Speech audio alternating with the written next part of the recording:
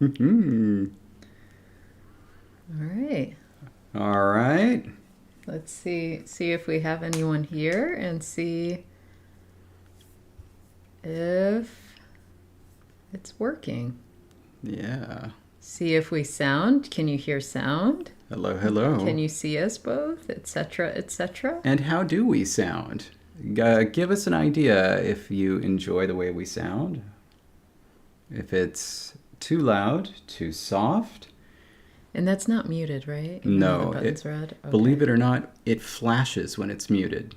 Fascinating. You'd think when it was muted it would be solid red, but no, it's just solid red all the time. It's a way of letting you know that it's actually on, I guess. So, We have quite the setup today. yeah, if I may, I would love to show you what we have going on if I can borrow your camera. So we've, That's yeah, up to you how much you want to move this. My well, word. we know where it's going back to, but we had an actual web camera that we got, I think, as a crew gift for some show. And we were using it very briefly upstairs, and we had this whole setup for the thing that Oh, it was the little landing on. blocks. Yeah, the little blocks. And so we decided to bring that and use that. We also decided to bring down our wired mic. And so this is what we have going on here. So first, this camera is attached kind Oh of. no, my computer is saying I'm going to restart. Yes, No. just tell it no. And so There's here, no there's only restart now or nothing. just, How do I here, just open that and just say update tonight if you want, or just leave it alone. It won't do anything. Anyway, so there's my computer. We have these two things that connect old USB to new USB because we have the wired microphone and also the wired camera, which I can't show you because it's this thing. But we also, I had a whole wall mount for this blue microphone, so I lost the things that kind of screw into the side. So we've made this contraption with rubber bands. Anyway, and so this is how we're going to be streaming from now on until we get something better. So I think it was right there. Is that right? well look at how do I look on yours? Do I look back in frame? I think so. It's pretty good. Yeah. Yeah. Yeah. There we go. Also, Jake, if you're here, I have tried, well, and I guess for any patron who has tried to see the PDF that was supposed to be attached to the podcast post, Patreon, for whatever reason, is refusing to attach anything to the post. I have tried 3 times now. I thought I did originally, which is why I said attached, you'll find the PDF. I attached it. It apparently did not attach. I have since, Jake let me know today that there was no attachment. So I went back in and spent a solid 15 minutes before the stream just trying to attach the file. And every time it was like, okay. And then I'd hit save. And then I would look at the post and there'd be absolutely no attachment. So I don't know what's going on. I think I'm just going to try to share it on Discord instead.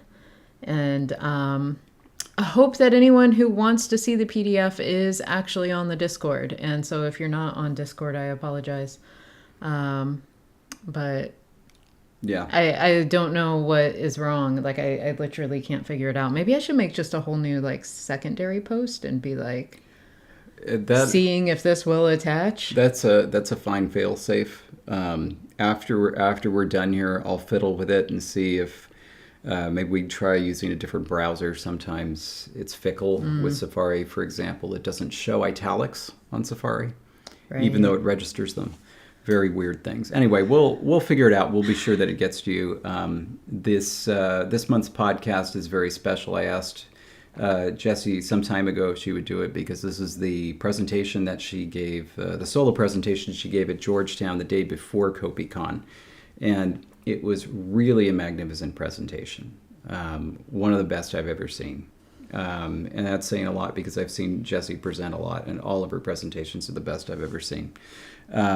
Anyway, and so she did a solo version as the podcast. And so definitely check it out if you haven't. It's a short one because apparently when I have no audience, I don't talk as much in terms of filler. And also, it was an hour-long presentation with Q&A for the last 15 minutes, so the presentation itself was only 45 minutes. Anyway, and so yeah, it's like a 32-minute podcast, which when I ended, I thought I missed part of the audio file when I saw it was only 32 minutes and something. I was like, oh no, it cut off part of my audio. No, it's just a short one. Yeah, pretty wild that you condensed it to 2.5 minutes. But anyway, big hello to Dandelion's dad who's watching. We talk about you a lot on the stream. Good old Daddy Lion. Yeah, Daddy Lion, and it's nice that you're finally here, given how much time we spent talking about you specifically. So. Thank you for being here. Also, a chilling vision of things to come. With this new setup, when we started streaming, I was at 46%, and I'm now at 38%. We have plugins right back there. Do you want me to go grab a computer plugin that you have no space to plug in? I have no space to plug in. This thing has multiples, if it has another regular USB-C, it does. I could switch the microphone real quick. Because the other thing I could do instead of the cord, I could bring over the charger block. That's fully charged. I can. Oh yeah. Because I might as well do that. All right, I'm going to give this a shot. There's going to be no audio for a second.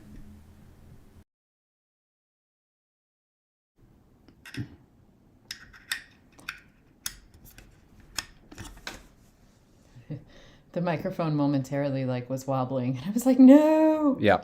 Okay, so can you hear us? Hopefully, we're back. Please, can you hear us? Okay, it appears. Our mouths are moving here on the screen, so we're back. Okay, yes. Okay. Yes. All right, I'm going to go grab the little charger block for David's computer, who has gone down another 1%. Yeah, it's 37% now. So these the brilliance of these new MacBooks is that they only give you 2 USB-C outlets, and so there's not really much you can do. This is going to need to attach somehow. This is USB-C, right? That's the wrong one. That's micro? Yeah. You want the one next to it. I sure do. Okay. So I couldn't have all those things plugged in and charge my computer at the same time, but we're going to give this a shot. We can see if that goes down too fast, but if nothing else, if we hold steady at 37 to 40%, we're fine. Yep. The goal is not to deplete David's battery while we're trying to keep it alive. It is nice to know that this Powlakin? Anyway, it seems to be supporting 2 connections at the same time, so it's powering both the camera and the microphone at the same time, and only taking up 1 USB-C slot. So that's good news. So even in future, I'll just plug in. So yeah, this is going to be how we stream moving forward, rubber bands and all. Oh, I forgot because I was doing other things, I forgot that you had shown the rubber bands, which... Oh no, in future is definitely an American expression too, Jonathan. I want you to think about the guy from Office Space. In future, we're going to need you to come in about 6 a.m. Something like that. That'd be great. That'd be great. Yeah. Well, Jonathan, this is because you don't really talk to Americans. I always say, give us a shot. We're not a bad lot, all taken all together. Anyway. No, people say in future all the time. I see it on emails. Super common. I actually, Speaking of super common, I don't know. Yeah, what? I have to share this with you. I have to embarrass you, George Corley, creator of the Conlangery podcast and also the YouTube series Tongues and Runes, which streams every Friday at 1:30 p.m. That includes tomorrow. George asked if we had ever heard of a word referring to meat drippings that sounded like, and he wrote the IPA, jus? I think so. Well, au jus. Yeah. Yeah. Okay. He had apparently, in his many years, never encountered that word before. Like, I didn't know if it was supposed to be super rare, but I was like, I think that's what I think it means. Yeah, I mean, it's pretty It common. means juice, right? Yeah. Effectively. Yeah, well, Au jus. au jus, the O part means, to the juice or on Yeah. the, or whatever. But yeah, au jus, roast beef sandwiches, French dip sandwiches, things like prime rib at a restaurant. Very common, I thought, in the United States. Well, and that's why I thought, well, maybe I didn't know it because I think, I don't know. I thought maybe I just didn't know. Okay, so that's gone down 1%, but that's gone up 1%. So we're trading percentages here. When you say up, it's actually gone down. But No, it was at 37. Yeah. Now And- it's at 38. No, that's a 6.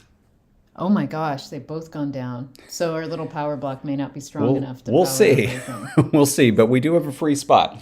We can plug it right on in. We do have the full computer thing. It's just a matter of like actually getting the whole plug over here and then having a cord that we could trip on if we need to get up. Yeah, I was just trying to make it a little more elegant. Yeah. It certainly is a fantastic idea, but we'll see if this thing still keeps going down and that thing still keeps going down. I mean, around 20%.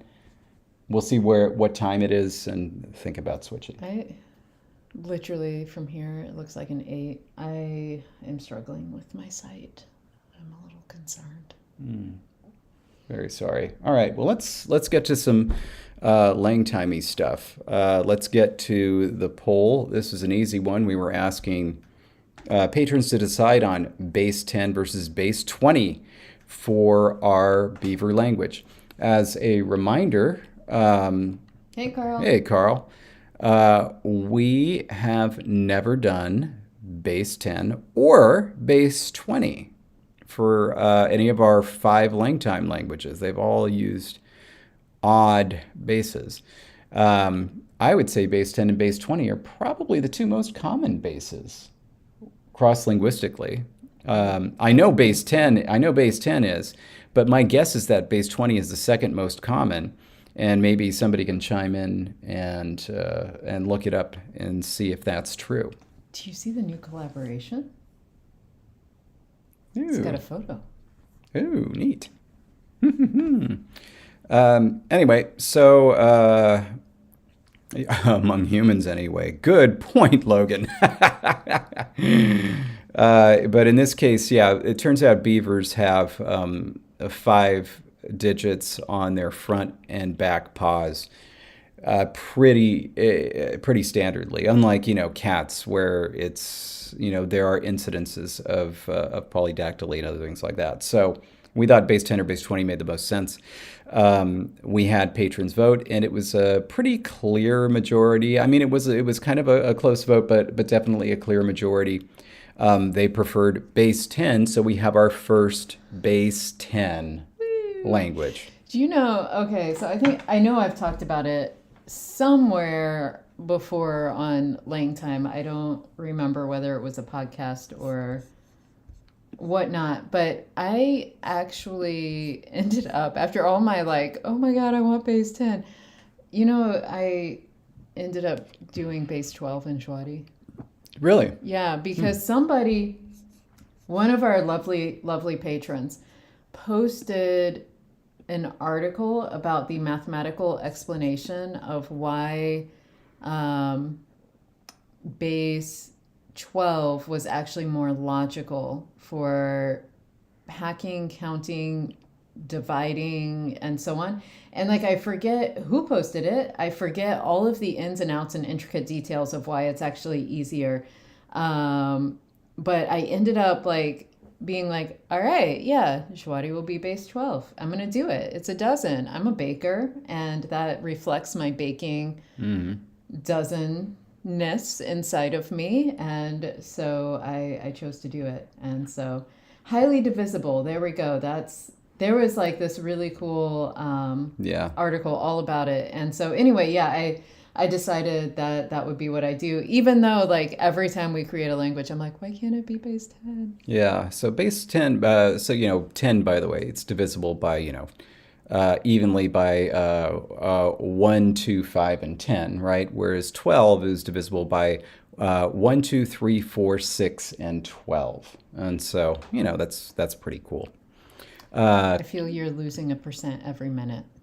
Yeah, I think you're right. That is where, or 5 minutes, I mean, every 5 minutes you're losing a percent is where I think we are right now on the. So it's slowing the rate of decay. We're eventually going to need to plug in. But George has come back to us. Base 10 is most common. Hybrid systems are actually more common than straight up base 20, sure. But generally, human languages are base 10, base 20, or base 5. Huh, there you go. Cool. All right. You ready to length some time? Yeah. Sorry, I was trying to catch up. I'm also really tired. I understand Like, why. I just keep staring and not like comprehending what I'm seeing. Yeah. We've done a lot of work, and actually, if I can share something. I don't know. Do you need to black screens out to share something? Probably. Sorry. We'll be back on screen here in a moment, but our cameras, of course, are still going strong. And so, I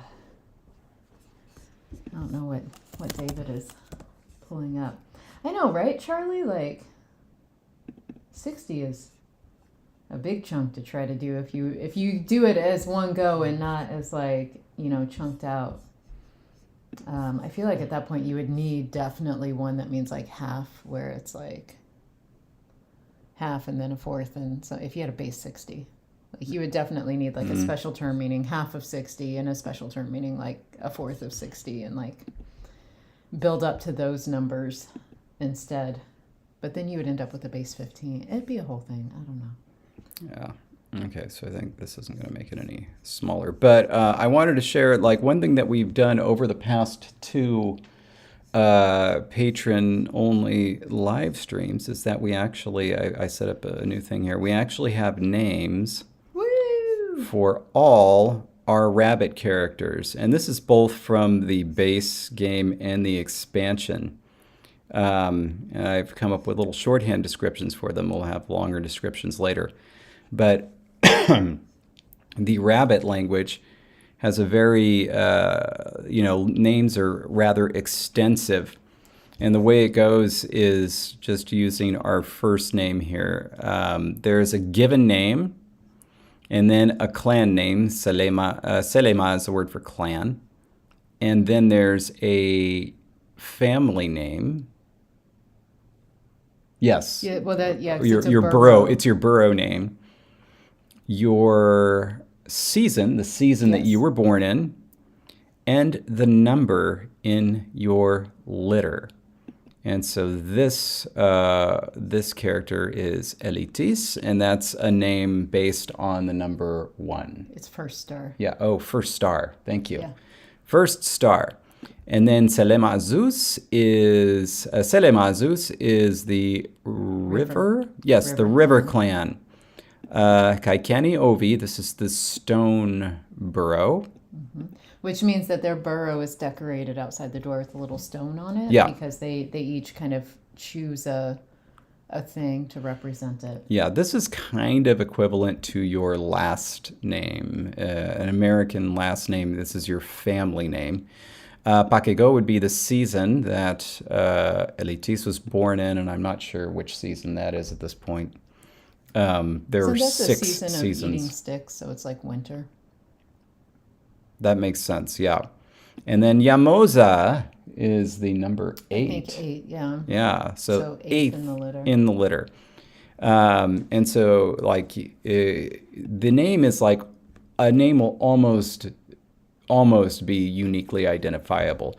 You can imagine that if a rabbit has another litter the next year and this happens to be the 8th born in that litter in that season in the same family, and they decide to give that rabbit the same name, then yes, there could be a duplicate. But otherwise, for the most part, it's very rare, I think, to have duplicates. Then we would get like the second.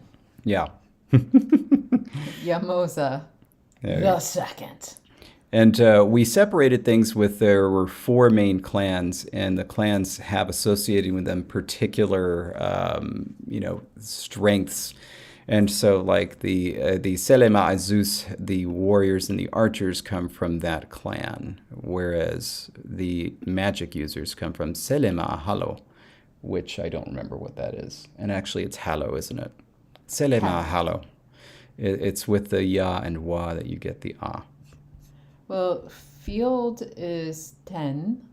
So Halo, Fuemu is lake. Yeah. Zeus is river. So Halo is forest. Forest, that's right. Good point. Yes. I also like it's speeding up on your battery drain. Like I'm watching. I don't know why I don't just get up and go get your charger. Well, because it's my computer and my responsibility. Do they go by the litter order first and gain their adult name later?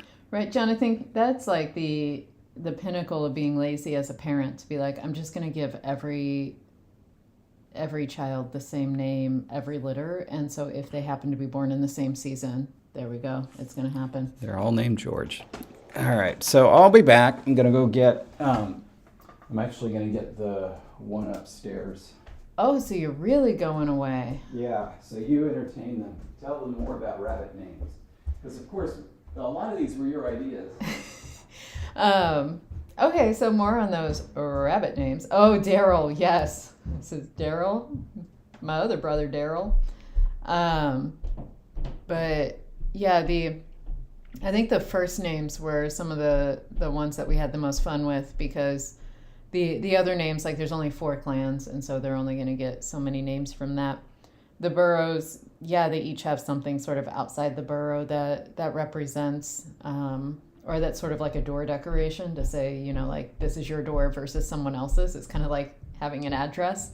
But, we're trying to pick things from nature that you might tack on a door, or draw on a door if it's something that goes bad and wouldn't last, like a dried flower could last. But the first names were anything from like characteristics, like, you could have twitchy nose as a kid's name.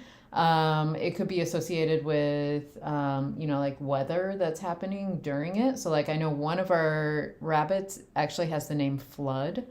So they Sheja, I think yeah. is. And so that means that they were born during a flood. It could be like, color of fur. It could be, things like that. I would imagine, too, that those names are more likely to shift. Unlike us, when we get our first name, we generally stick with it with our rabbits, because some of them, like we have the Great Tooth Eater, they probably weren't given that name at birth. That's not his name. Oh, that's right. That's his class, or like his kind of nickname. Remember, we gave him the name Fluffy. That's right, Hammy. I forgot. The great Hammy, warrior. Whose name was then based on Veronica's word in the language. So Veronica's name shows up in Ingala as Hammy. Yeah.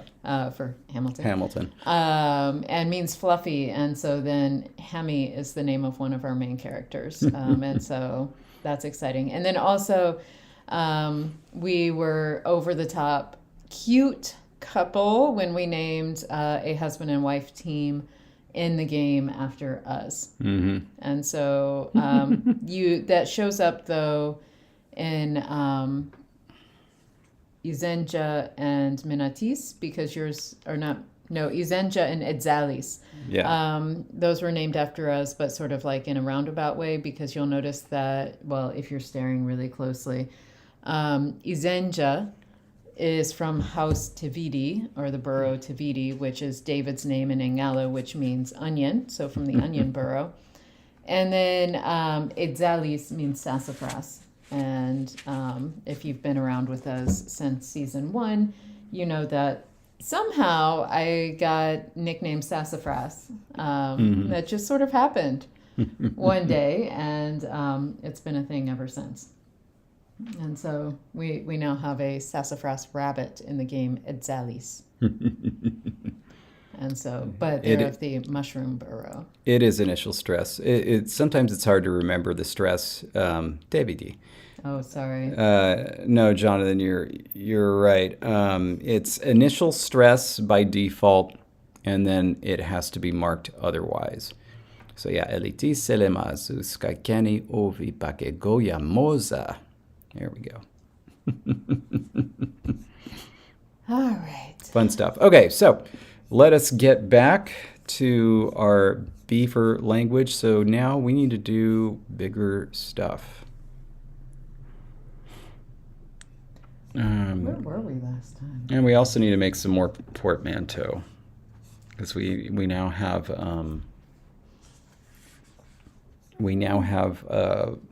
partitive articles. Should probably write that up. Notes? Let's see. Nope, I really have no helpful notes from last time. Here, I'm gonna do this. Articles. I do, however, gosh, I don't know if I can. I need another piece of paper. Oh, actually, you know what? I know what I can do. I'm gonna be clever.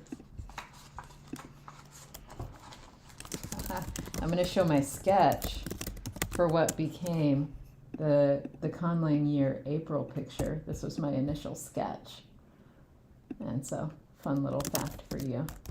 Woohoo! All right. Then I folded that down. Okay, those are those notes. And then, so we have,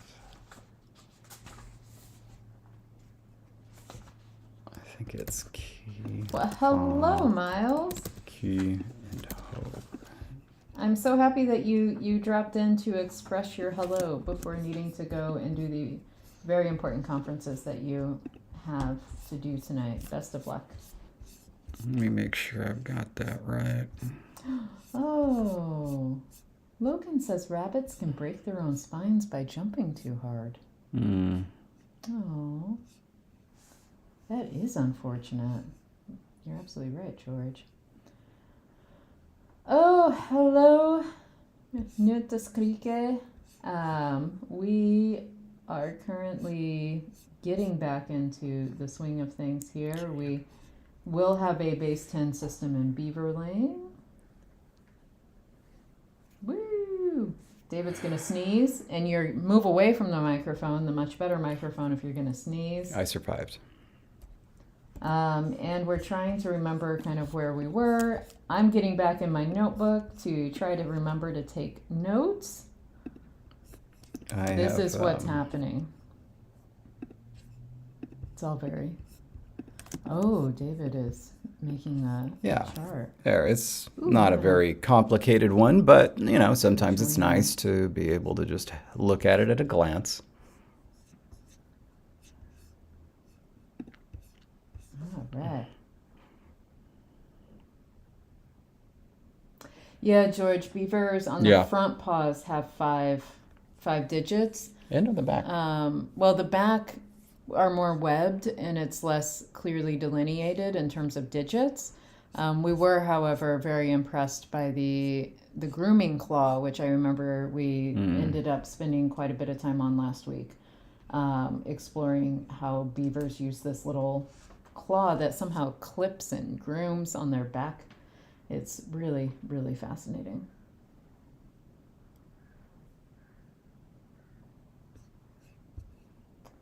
Ooh, and thank you. Valiant effort on my pronunciation of blue jay. I'll get there.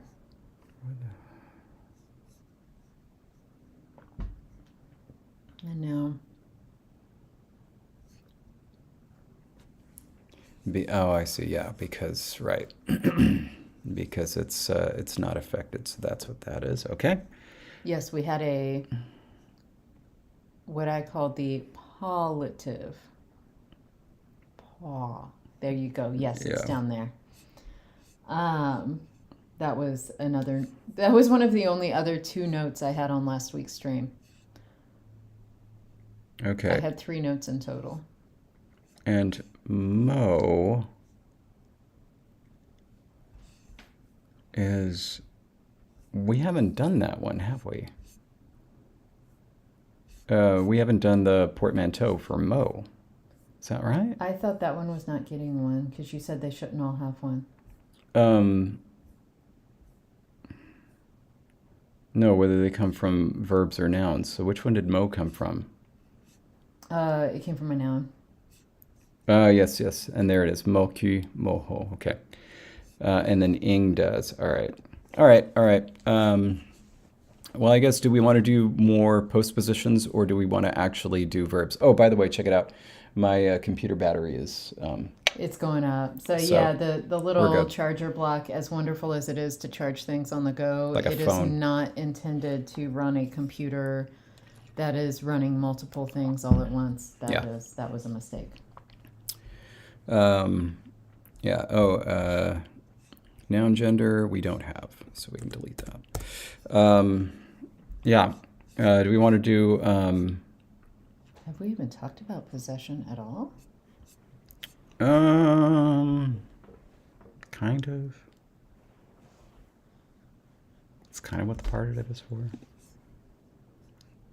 Odasu. Odasu.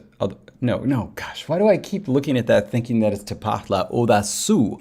Odasu. We do have in this language, but it's spelled funny, right? Right? Is that what the umlaut is? Yeah. We have book. Odasu. So this one's odasu.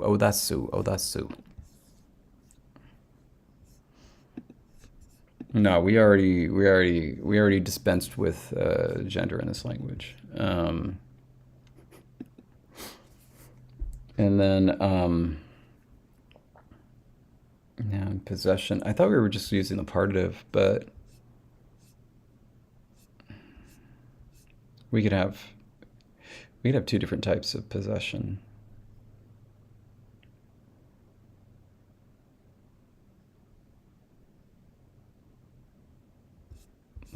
Okay, wait. Where were we? Here we go.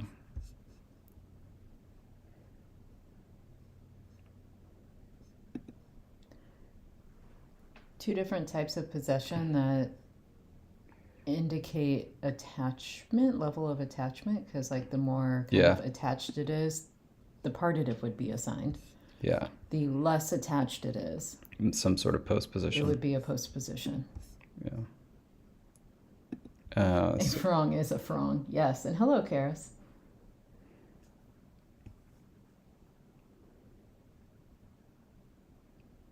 So, for example, and Jesse, hello. It's weird to think of it this way, but the beaver's leg would be leg of beaver. So yeah, let's start writing this up. Otherwise, we're gonna forget it. So the leg of would be in the partitive. Yeah, it's probably a misnomer to call it the partitive. Yikes. It's more like the construct case. But yes, start writing that up because I'm mentally grappling with that.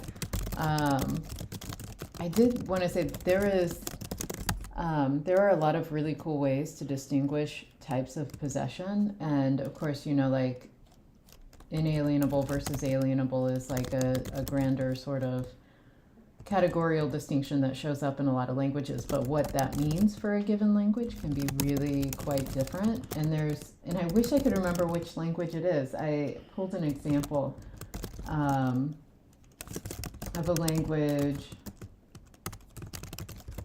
Oh God, this is really gonna bug me because I can't remember even what family it's from. But anyway, the scale of how it does that sort of alienability is less about like a perceived connection and more about perceived control over the object. And so it's like if the person has fuller control over it, it'll be, inalienable. But if if the possessor doesn't have as much control over it, then it'll be alienable.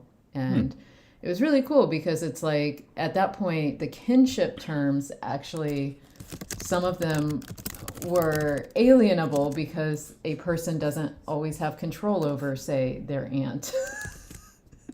Whereas in a lot of languages, kinship terms are the other way, right? Like where it's like it's inalienable. You can't take someone's kinship status away.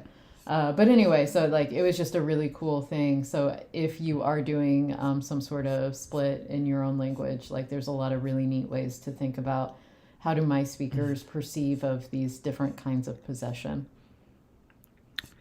We're going to need some new words, some new nouns, and I think that we can do dictionaries entries, right? Nouns, I believe. Yes. Yeah. Yeah, there it is. So, okay, yeah. So we're going to need some new nouns to help illustrate these possessions. And Karis, I honestly can't remember. I know, I think it was an indigenous language of, and I want to say the Americas, but I could be totally wrong on that. Oh, I'm so glad that was on camera. I just saw myself yawning. That is. Sometimes I'm alarmed. That is special. Sometimes I'm alarmed to learn that in the moment I'm not as attractive as I think I am.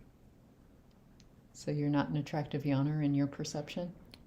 Well, not right there, and I think that we have the evidence to back up that assertion. I didn't see the yawn, so I can't assess. At the moment, sure, but I mean, you can go back. I wouldn't recommend it. It's not pretty. I think you look cute in all sorts of things, situations where you're like, eh. Yeah. Anyway. So, to start off, very important word. Let us come up with a word for tail. And let us store away an idea for the moment. Mm-hmm. Beaver tails are so unique and so special and so powerful that I think that they should have words for other types of tails that are not as powerful. Basic word for tail is going to mean beaver tail, essentially. And then there should be one or more words for other types of tails. I feel like...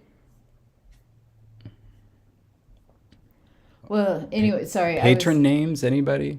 I was momentarily also thinking that a candidate to fit into this kind of special tail might be possum, who can use their tail to hang, versus a mouse who their tail is more about sensing the environment and less about using it to move. I suppose they would respect opossum tails. So I feel like either term could be used for it, depending on how much respect they're being given in that moment. Mm-hmm. But, it's going to be a root in the language because it's going to be their body part, and this is a very important body part, and so.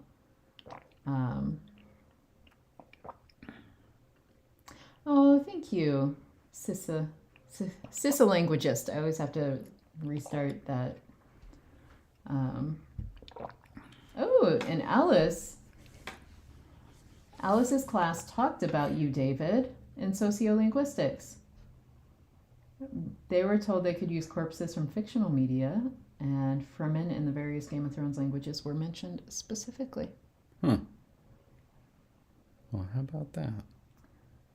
Oh, Conlangery, yeah, George.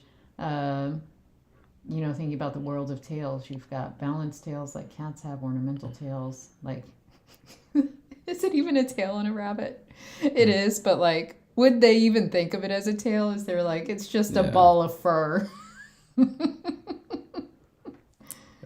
A good word for a paddle for a boat would be a hand tail. Yeah. No, that would be really, really good. Yeah. Okay.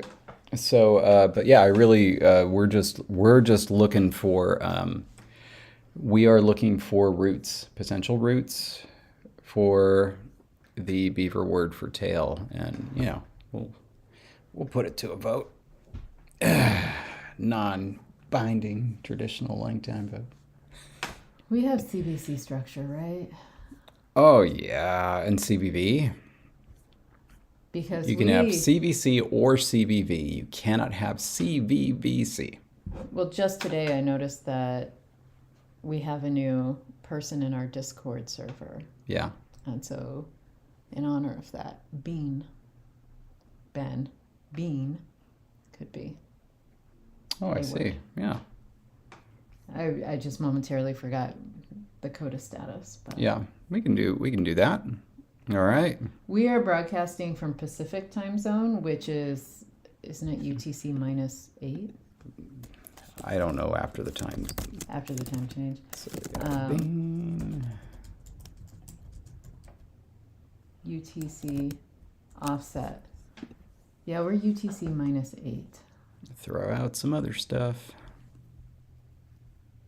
Oh, during daylight savings times. Right now we're UTC -7. Mm-hmm. That's why my Quotholinguist posts are showing up at a weird time. Mm-hmm. Oh, because I have it set for UTC -8. Because you have to set it by a specific time zone. But apparently. Yeah, it's weird. You're into tomorrow. Okay. Something like nga.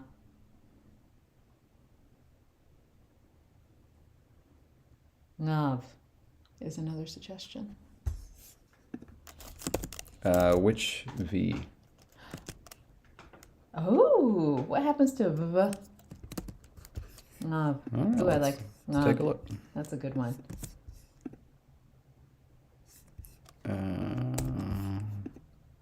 They come out the same. However, in the partitive, that will be ngavu, whereas this will be ngawu. Woohoo! Okay, but also, David, Mm-hmm. voiceless L, Mm-hmm. A, P for this sound flop that the tail makes when it hits water. That's pretty good. Flop. Ngawoo.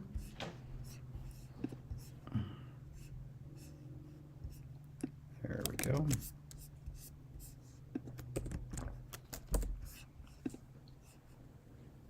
Yeah, it just comes out loud. So that's specifically beaver tail. Mm-hmm.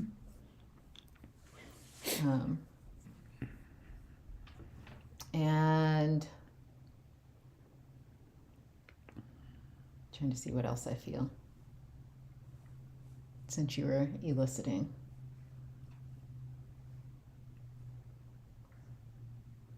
Goose. Something totally different.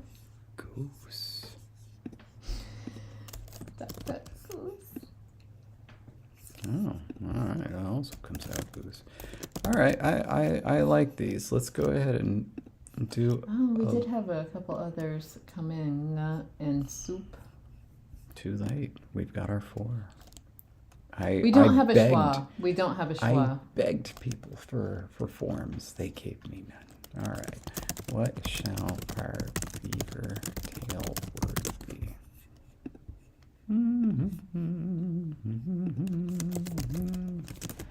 And then what I'm going to do is proto, modern, and then what do you call it? Partitive. Partitive. Thank you. Which is not really a partitive, apparently. Yeah, I never said it was. I had some discomfort with calling it that, but... Oh, whoops. This, we keep the velar nasal there. All right, we also worked on possession. See, I'm keeping notes. I'm trying to. And I'm putting down here the partitive that isn't. Okay, this is actually pretty simple. That. Because I don't think that those change, do they? Yeah, they don't change. All right. Here are your 4 forms. The moderns are been, ngav, chlap, and goose. And then the partitives are binu, ngawu, chlapu, gusu. Remember, we get kind of default word final stress unless there's a reason to not have it be that. All right, now Jesse's in charge. You know what word I just learned today that apparently David was like, well, that's common knowledge, is buckler as a type of like little shield. Tell her, George. I didn't know that word. I was just excited to find out that swashbuckle as a verb is actually a back formation from the noun swashbuckler. And so that to me was very exciting information. And then David's like, oh yeah, because it's from the noun buckler, right? And I was like, what? And I had looked it up so I knew what it was, but I was like, how did you know that? And he was like, D&D. And apparently I'm not at the level of D&D status that allows me to know such things like buckler. So I'm not there yet. But I now know what it is. Yeah, so it's apparently a thing. Wait, sword and buckler? Is that Tethys? Is this like an actual like special workout like that you can do? Yes, Alice. They're usually smaller from my understanding of them that you do wear on the arm. Yeah. I am always surprised by what especially David, what he thinks is like common knowledge. I don't have the same source of common knowledge that David has, and David is consistently telling me that everyone knows things that I don't know. The buckler was small, so it was lightweight, so you didn't have to worry about it, and it was for active blocking as opposed to like the great big shield where you just let the shield do the work. Yeah. Tethys does HEMA, historical European martial arts. Yeah, if you want to know everything about this, that was Joey's thing, and then was a whole back and forth, and there was a schism in the community, and blah blah blah. It's a whole thing. Wow. But Jesse, it looks like you really won the day with your incredible suggestion, the onomatopoeia clap. Well Yay! done. And I think that means it is time to celebrate. Celebrate with Kobe Coat. Do do do do do do. Oh, so I guess it's not worn on the arm. A buckler is not. It's just small. I must be remembering something different. A vambrace, is that? That might be what I'm thinking of. Is that the one where it actually is like attached to your wrist, and you like use it like that? A piece of armor for the arm, especially the forearm, is what I am reading here. Whereas a buckler is held by a handle or worn on the forearm. I knew it. A buckler can be worn on the forearm, whether or not that is the buckler that you are used to or that you actually use in sword and buckler. That is apparently one way to apply buckler. Yeah. And Jonathan, no need to apologize. I literally came up with all 4 forms. I was winning no matter what in this poll. Yeah. How are we Romanizing this? Was it HL or was it LH? I will look in our little Romanization process and let you know. It was LH. It is indeed. With great breathiness. Hop. That's how they...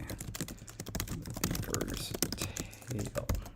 Well, Nav can be different tail, all the other tails of life. That's true. David. Yeah. coming up with an idea of semantic extension where all the other tales of life are the same word as vine. They're just hanging off. So Ngav is like a vine or a tail. That's Ooh. useless. All right, let's In the beaver point of view, tails are not useless in like the other animals' points of view. But to the beavers, they're like, you got a vine. I've got a tail. You know what I'm saying? Yeah, we don't actually need this anymore, right? Oh, Because no, we've added those. But yeah, let's add this. So that is L.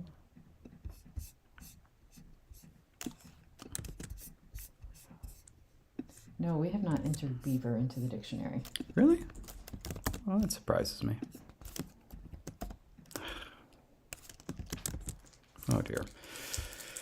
I guess you weren't opening your Copico yet. I was. Yeah, I totally want to do that. I just forgot. All right, just 1 second. And I'm going to make this list really quickly and then go check the dictionary.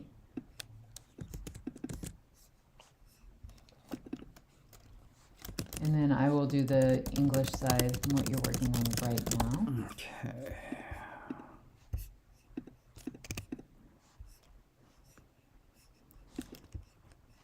And then I will go ahead. I think we entered frog, right? Bunga?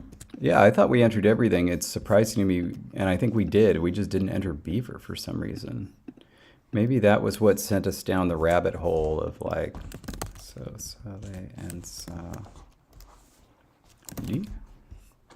Oh, wait. There we go. And that is absolutely going to be. No, we didn't enter frog either. Really? Or leaf. We have leaf? Not entered. Yeah. No, like I didn't know we had a word for leaf. Yeah. But we do have grass. Okay, so of the original words, we have that done. Oops, sorry, I forgot that I was attached to a camera and I just moved my computer. I do apologize for the little bump.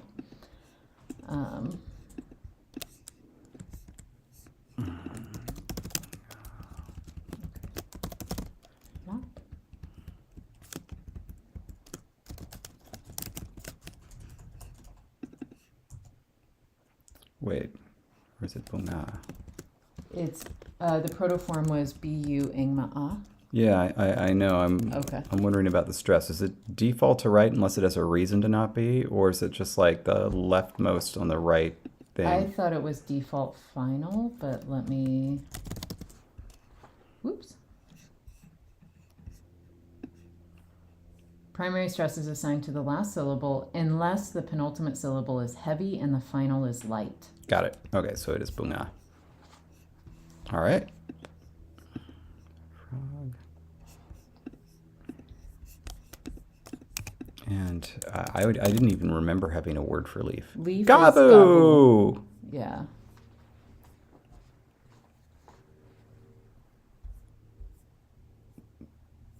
Okay. Oh, I see. Those are protoforms. So then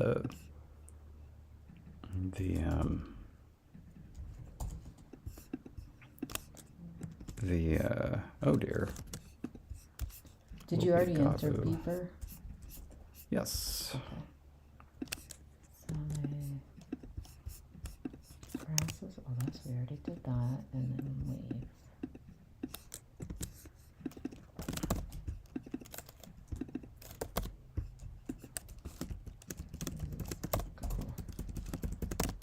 Okay, and then I entered one tail. The other tail is going to be ngav. Yeah, and I'll enter that now. Okay. Now, once you get that entered, and I make sure I have it spelled right, I'll go up and delete that list. Yeah, I did spell it right. Okay. And it's ngahu.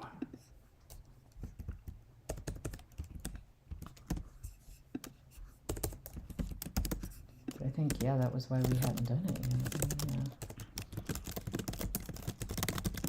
Yeah. And then it also will mean vine. Oh, that's right. I need to enter that. That was totally my idea, and I forgot. Yeah.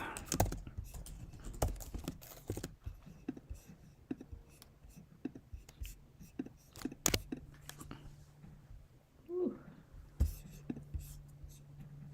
Oh, Vine is already right there for me to enter. Perfect. Yay. Okay, now are we ready to celebrate? And I sat a little too long in one place, and now... oh, bye, Jonathan. My feet have fallen asleep. Both of them. Yeah. These chairs aren't the best for streaming. I like our old chairs. But I mean, we're at our dining room table. We're not going to swap out chairs every time. I mean, we could. We're going to be pulling this in and setting it up every time. Yeah, I've got to... Because this, you're right, it's not the best. And then I also try to sit cross-legged in them, and then, oh, cheers. That's what gets me into trouble. I then lose feeling in my feet. Oh, I really want to click that link.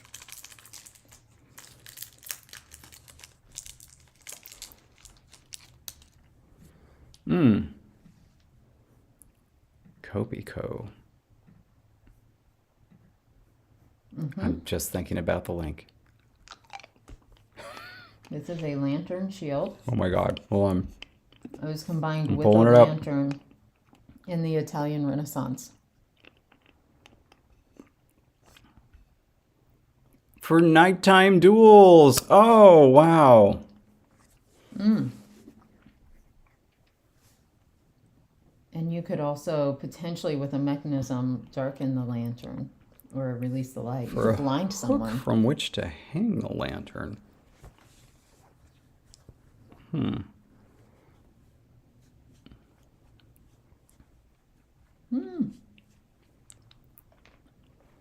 Wow.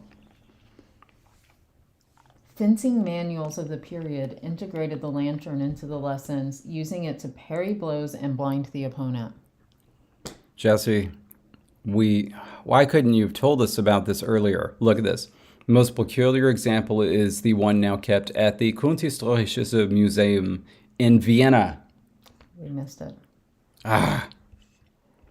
But we saw the clock museum. It was wonderful. Ooh, there was also a lantern pistol.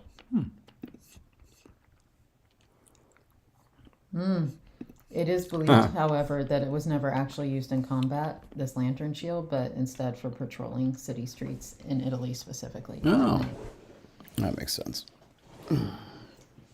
That's some good stuff. Yeah, impressive word count, yeah. Until we actually get something entered. In case you're new, by the way, the 99 is a placeholder to say we've actually made no words yet. At some point it will be to 99 just by virtue of having gotten there, but when we start a language and there's 99 for one letter and 1 for another, the 99 is a placeholder. Because 0, by the way, 0 means you cannot have a word starting with that particular letter. Sometimes, for instance, we have an H in the orthography, but H is only used for like a DH or an SH combo. Romanization. Romanization. Thank you, not orthography. Holy cow, you just need to toss me right out of my chair when I do that. And so we would put a 0 for H if that meant no word can start with the romanized letter H in this language. And so anyway, that's just in case you're new and think that we really fall in love with some sounds over others and create 99 words. All right, so let's start off here. The beaver's tail. So it could also mean the beaver's tails. Would we ever... Well, it wouldn't make sense with tail. But, like, would we ever use an article with this?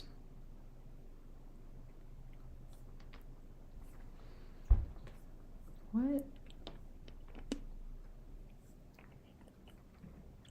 Let's think of something that would be inalienably possessed, that could theoretically co-occur with a singulative or paucal article.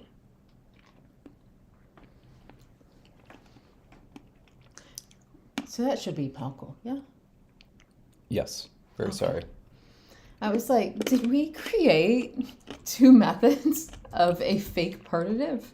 It's called the double partitive.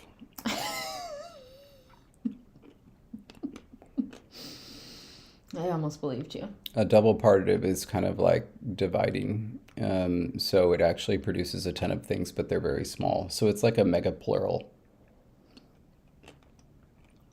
A million little Jessies. That'd be terrifying. Okay.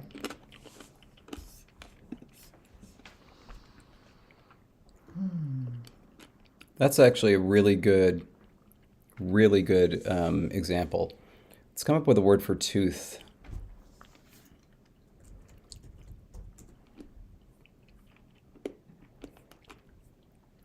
And this is, soliciting forms here, anything. CVV, CVC, CVCV. Are these going to be the grand two front teeth of the beaver and other rodents that have very strong front teeth? This is going to be any tooth. We don't have a proto-W, Tethys. Thaki is good. The black and red are the proto. Brown and green are not. Cannot have anything. Oh, I see. You're using HM as a voiceless nasal. I see. We don't have an R. So I think I see Thaki, I see Mosey, I see Nary, and I see them. Also Toddy. Toddy. And that we could play around with having one dental and one not, or no, they're yeah. Zoop. That would actually be a little bit fun. First one would be dental, second one would be not. All right, I'm going to start doing a poll. Give me your favorites. So I'm going to do Thaki. I like that one. And this would be modern Thaki, I'm pretty sure. I'm going to do Toddy. That was where, like you had said, Toddy. Like Yeah, so we're going to have to... alveolar and then dental. No, it was dental, then alveolar, wasn't it? Oh, Toddy. Thadi. Toddy. You went, I thought you said the other way. Do you have a really strong... No. No? I was literally thought I was saying what you had said. Got it.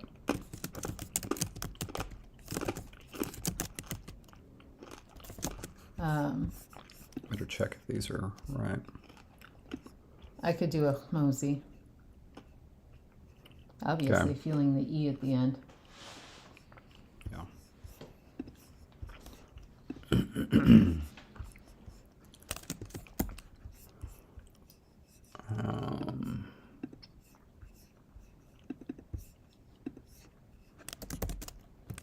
I think that just comes out as the same.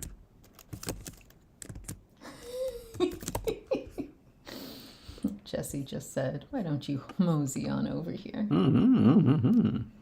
And Pick a fourth.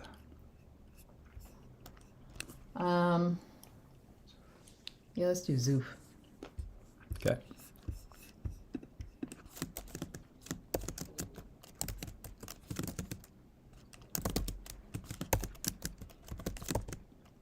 A near screw of tooth. Near. We could actually do tooth. T-U-th. My goodness. And have it mean ear. Yeah. All right.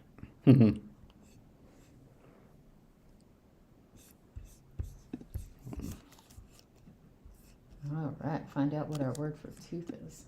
Let me make sure that's... I don't know what I just did. Yeah. Whatever you did, it was like a slow slide over. It kind of lined up itself. Very interesting. Oh, that's right. Ooh, what's right? What'd you just remember? We have a three-way tie right now. You can do Biblaridian to We Are Family. We Are Family. Biblaridian. I got all my bibs with me. And it's got to rhyme with un. So, okay. So, everybody work on the second line for our new Biblaridian song. Bibis. Biblaridian. I think bibis works.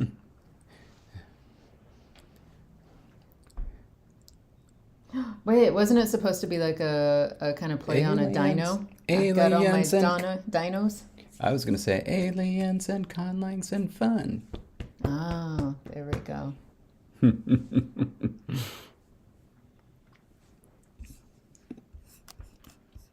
Oh my God. Danielle nailed it. Danielle nailed it. Oh, there we go. Now we just need... There we go. Followed by the...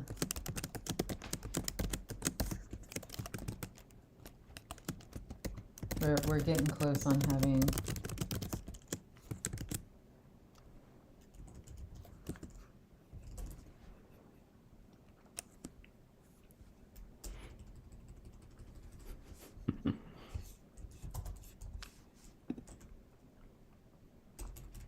How is the lighthouse not a standard emoji? Oh, that's a good question. I'm gonna see if I can find it up here. Looks like we've hit a stopping point here. So Oh, on the poll. I yeah. thought you meant something was going wrong. It's like, what? So thaki and thaki it is. I like it. All right, tooth. Also, as a side note for anyone, like the reason I absolutely freaked out momentarily is because Saturday we had the roughest start to a patron live stream that I have recalled having had in quite a while. Oh. Where it was literally like the computer was dying to the point where David's computer would randomly shut down and restart just over and over and over again. Despite the fact that we were using the exact same technology to stream as we had been on Thursday, and it worked the entire Thursday stream. And so it was causing David no end of frustration because he couldn't figure out why it wasn't working. And we never did figure out why it wasn't working, mind you. It just didn't work. And so, hence the new setup today. But yeah, so that's why when David said it looks like we've hit an endpoint, I momentarily just had this flashback to Saturday and thought, oh no, something has died, and I was really worried. All right, so here's, I guess, the question.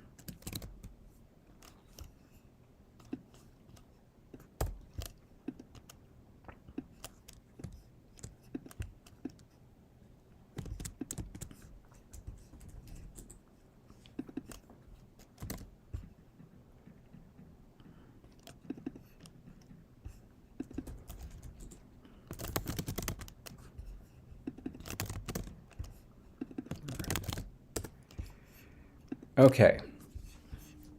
I found two more nouns we need to enter. Stick and bundle.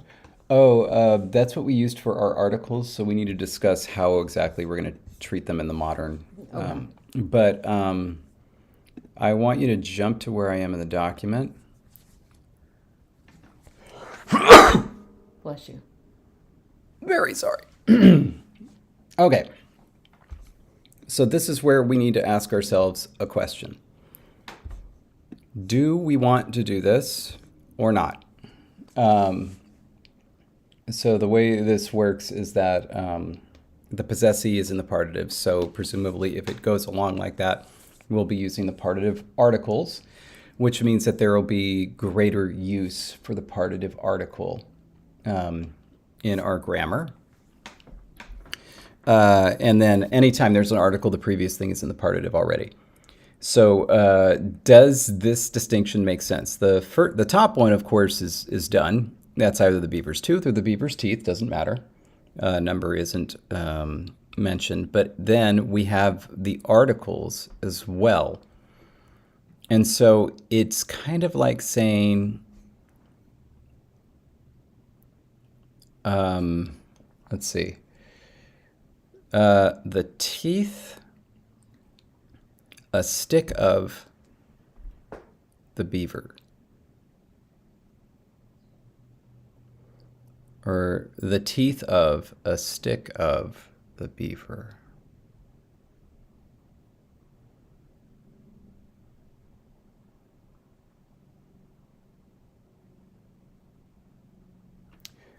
Wait a minute. I think I may have got this backwards.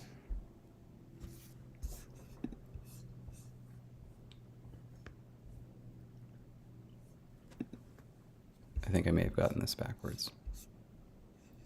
Because I think it's supposed to be of the beaver, a tooth. Like of all the grass, a stick. Yeah, of the grass, a stick. Right. Yes. And so... Because stick is where we got that particle from, right? The article. Yeah, the article. Yeah, and so what we're saying here is like, of the teeth, beaver. I think we have this backwards.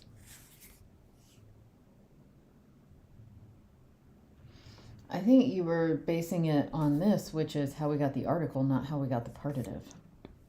It's like... This is the article, not the partitive. So here it's like, of the grass, a stick. So it's like, of this thing, we're talking about this. Yeah. And so it should be, of the beaver, a tooth. Yeah. Whew, hope nobody was watching. Okay, let's fix this. Sally.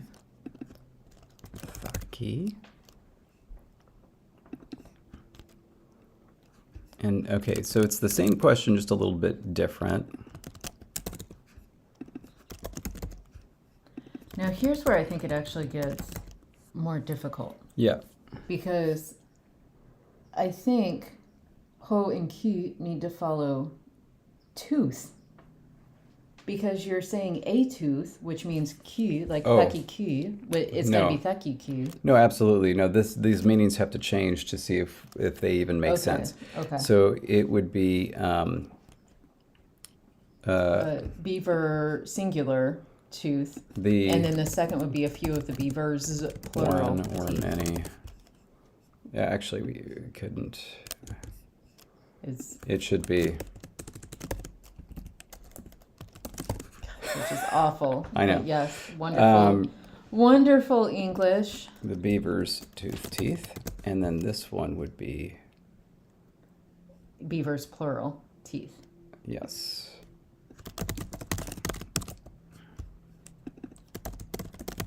Okay, now at least we have that right. I mean, this is technically not plural; it should only be a few of, but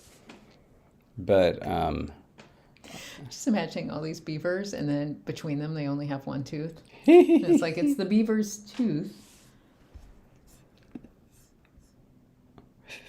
Yes, that adjective S. Yeah. Indeed. Yeah. Better than the adjective R, I suppose. That's actually why we spell it with the apostrophe. In the plural, you're supposed to pronounce that like an adjective. So, you know, the blankets fuzz, sure. But if there's more than one blankets, it's the blankets fuzz. Blankets fuzz. That's my joke. But blankets fuzz should be an adjective T, followed by an S. Oh my gosh, you're right. It's a distinction between T adjective S and T S adjective. Blankets fuzz and blankets fuzz. There you go. Now All you right. got it. All right. All right. The renegade tooth. Yes. Yes. My gosh. That's a good band name, the Renegade Tooth. Yeah, that's good. In this case, I think it will make more sense if we use the inalienable possessive strategy with like parents or children or something like that. And then this will make sense. We're just going to pretend this makes sense for right now to discuss this issue with the articles. So the beavers. A stick of, the tooth of a stick of the beavers. The teeth of the handful or mouthful of the beavers. I think it makes sense. I mean, yeah, I mean, once you semantically bleach what stick Yeah. and handful mean, handful, of course, has been semantically bleached in English, so that one works really well. It's like, oh, a handful of beavers. Yeah. Yeah. A stick has not been semantically bleached in the same way in English, so that one it's like a little bit trippy, but it works by analogy when it's like, well, yeah, you can have a handful of beavers. Yeah. But how often do you literally have a handful of them? Not often enough. They would have to be super babies to have a handful. Oh, super baby beavers. Very cute. All right. Good old SBBs. So I'm willing to pronounce this as making sense. So this is what Woo! So this is what I think we should do. I'm going to just cut this. We don't need an example of every single one. I'm going to put that right there just so that we remember it. Let's change this so that, and do you think we need to do tooth teeth, or do we care? Are we going to remember that it could be singular or plural?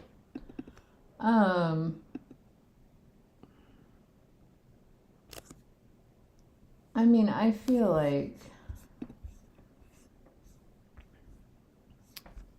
Great example, Tethys.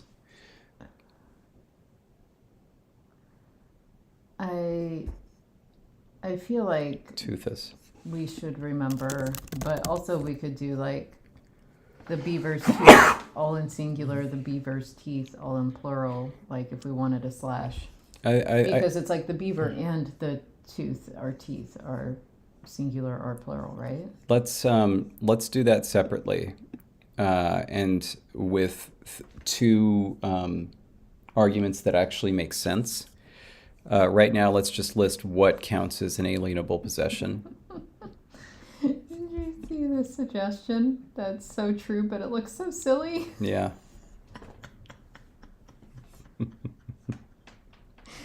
My brain just absolutely giggled when I saw that. That is amazing. All right, you think up Ooh, other inalienable nouns like classes, and then we need nouns for them. You do that. Inalienable is right. So we do have body parts. I feel like David had just said something about kinship terms being alienable potentially, but I said the opposite. you said inalienable? Yeah. Okay, so kinship. Why is this underlined? I didn't ask it to be underlined. That is not cool. But you know what? It's going to need to go here anyway. Oh, and now that I want it underlined, it's not. Thank you, pages. Okay, so kinship. What else? What else is inalienable?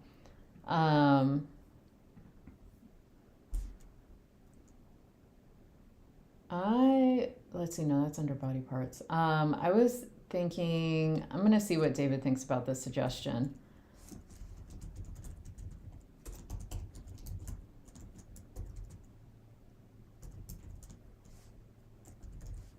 I'm gonna see what he thinks about this one that I just did.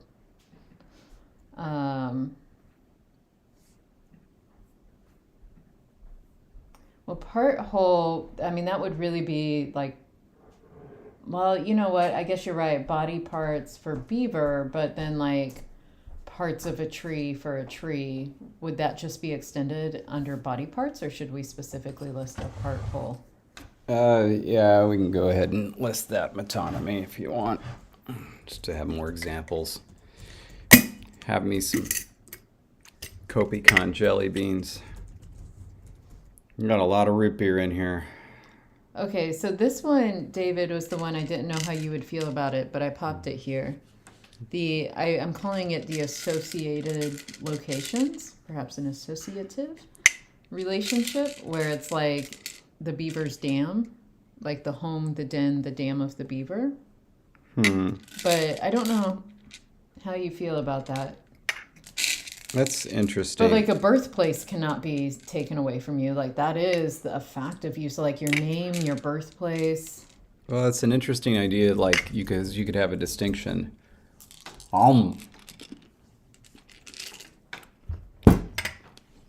Between a place you consider your home or your place and some place where you just are. Right. I like it. I'm putting close associations. I keep forgetting that Biblaridian and I share our love of root beer. You know, if you were here, Mr. Laridian. Yeah, you would have your choice. David has So a many. selection of root beer. And you would be able to have your choice. Right now in my fridge are 3 excellent root beers and one that's pretty good. It's interesting. Oh, Danielle has a forest language that makes essential characteristics inalienable, like the sun's heat. It's a good way to describe that. That's usually described as status versus state. Status is something that's permanent. State is something that's temporary.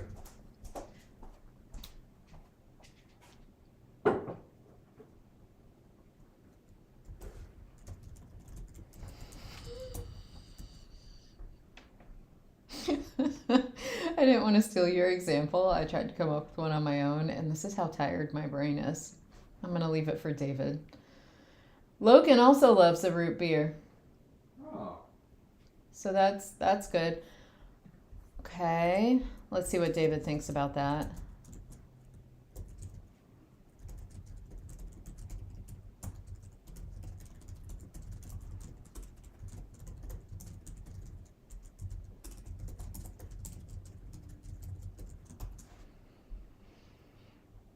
Okay.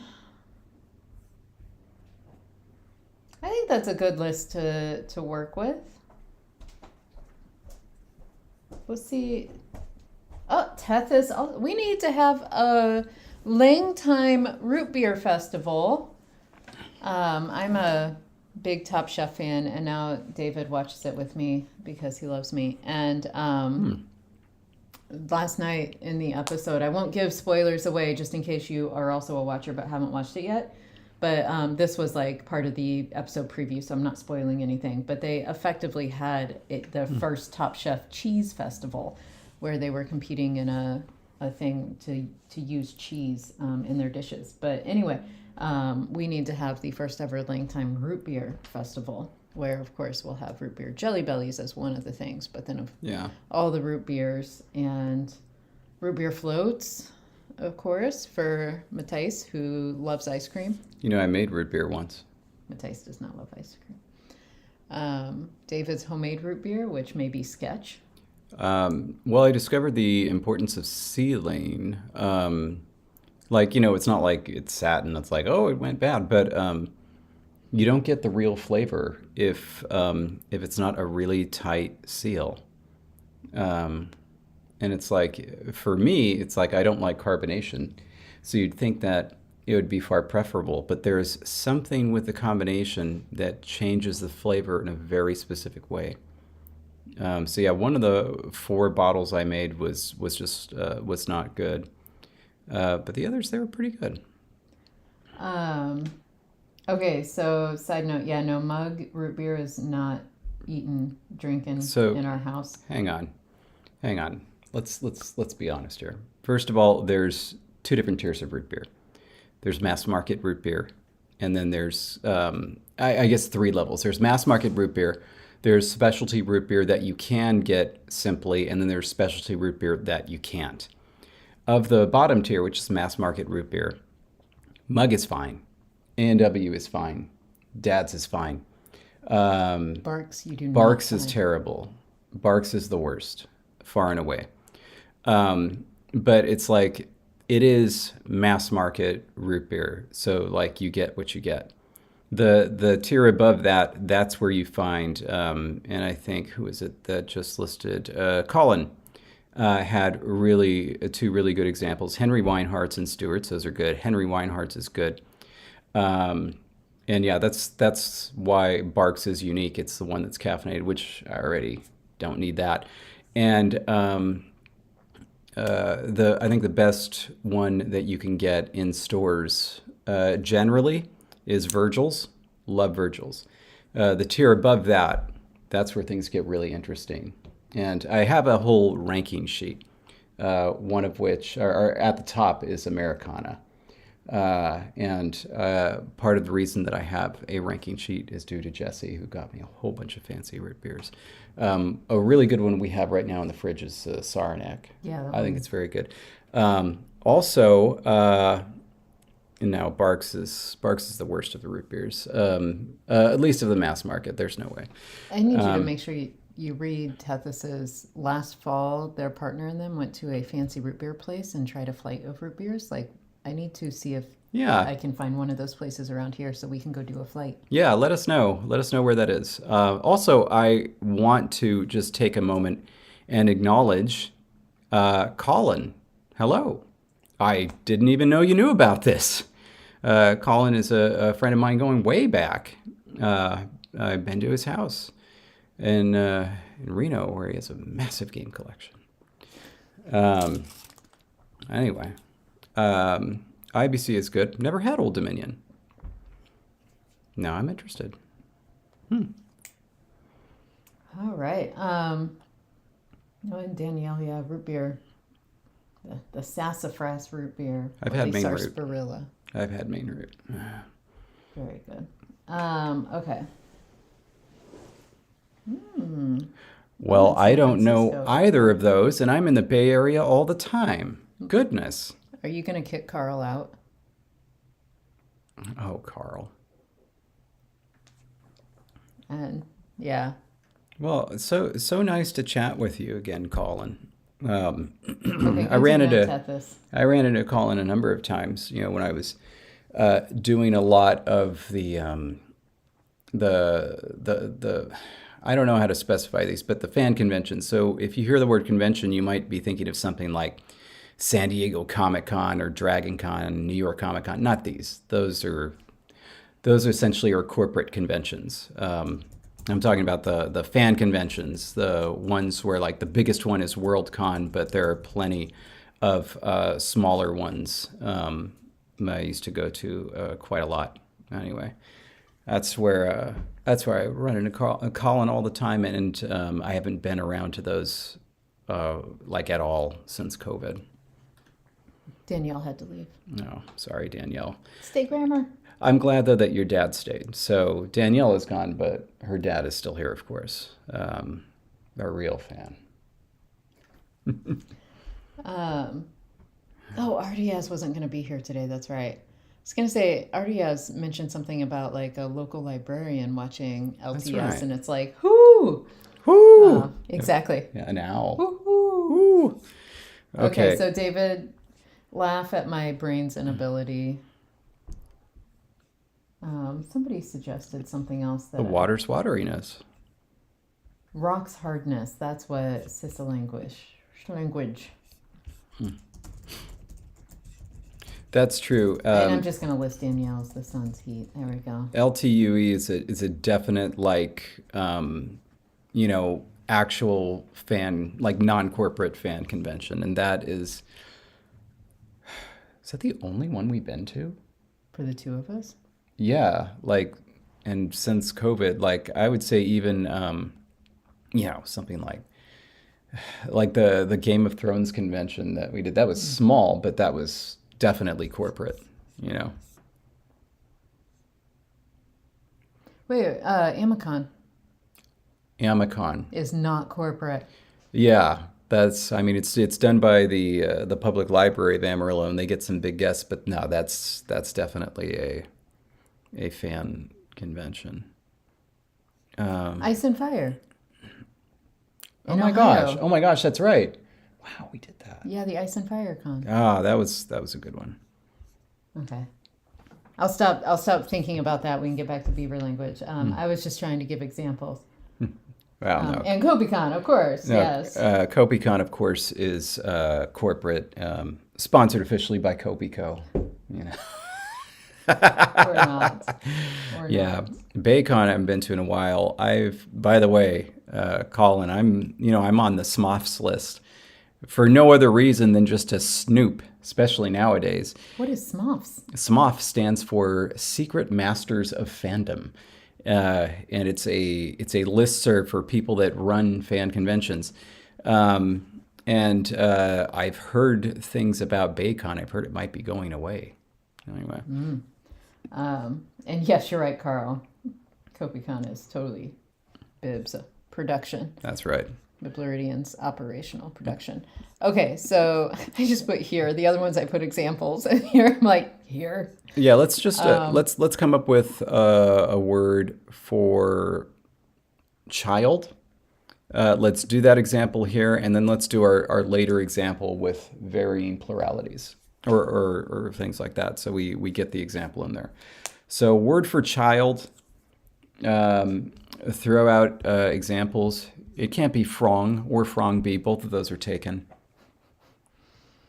Well, I was just looking at, because some of these I really liked, like Zab. thadi. I liked thadi as a root, like, and it wasn't used. Okay. So I just want to bring that back.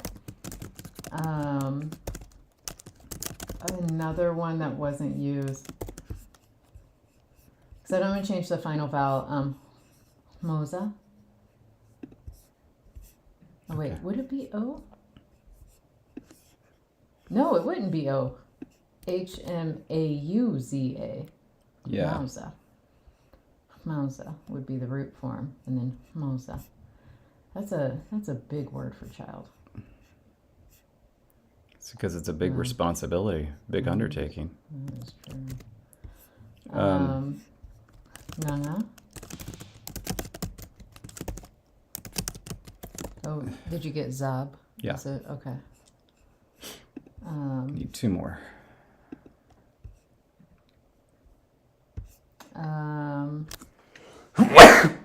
Again, really, really sorry. I'm sorry. I gotta go. Oh my God. David is slowly dying and made his slowly dying worse by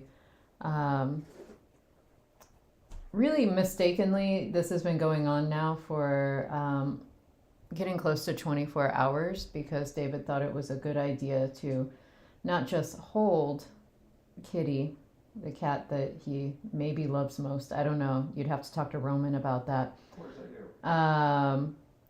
Roman may not be pleased by it, but Kitty is the cat that David loves most.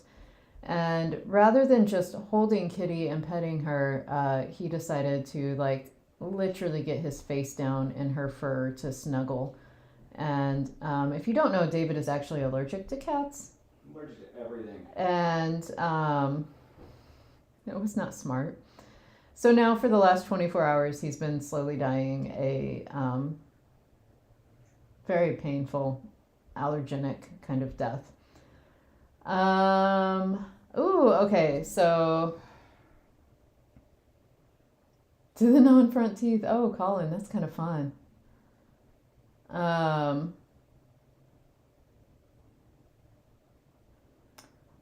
Yet we have not yet, and I don't know if that's Yair or Yair or Yair. Your preferred pronunciation. If you could drop that in IPA, that will help. But we have not yet discussed that particular alienability distinction. I do like to get that voiceless nasal start. Hmeni. I do like that. And so that one's kind of cute if you like that. And Tabby had suggested Hrif is another one. Oh, many is cute. I like that. I wanted to mention. It would need to be I though because we don't have a proto Miney. A. So Yeah. Nini or Hermione. there was... Hi, Mateus. Oh, many? Oh, well. I mean, you I didn't even will- have to say the forgetting about LTS part. Come on. That's us. That's obvious. Hope it was delightful. Dinner was good. Drinks were good, and I mean, handsome gentleman. Yeah, but what was the... I had a really important comment about something you were talking about while you were away. Oh, you know what? No, so it Colin wasn't... and Yair both had good. It wasn't kitty. The thing is, my number one allergy, easily, top, is dust. And what I did before this stream for all of you was I went up to our upstairs room and I got this microphone out and everything. And the microphone was just sitting there because it was attached to the wall. It didn't move. The cords behind it, of course, were all just there. Everything was just covered in dust. This is why. It's not Kitty's fault. My goodness, how dare you. Now.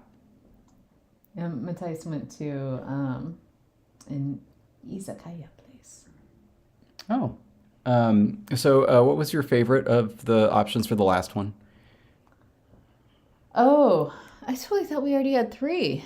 We do.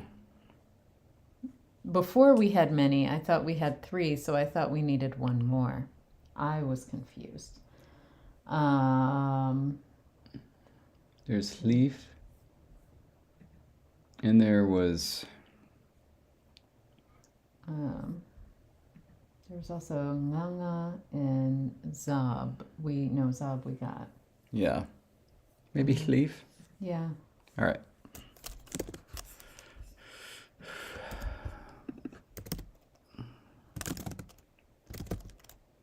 Oops. Oh.